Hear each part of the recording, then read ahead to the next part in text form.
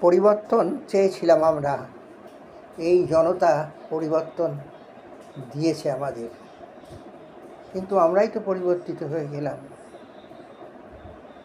কীভাবে, কেন জানি না। এখন শুধুই বসে আছি। কার জন্যে? আবার একটা নতুন প্রভাতের জন্যে, নতুন সকালের জন্যে। বিষ্ণুদের কবিতা এ জনতার।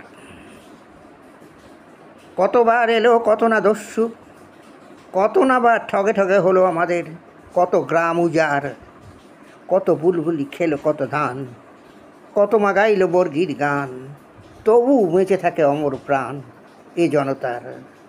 কৃষাণ, কুমোর, জেলে, মাঝি, তাঁতি আর কামার।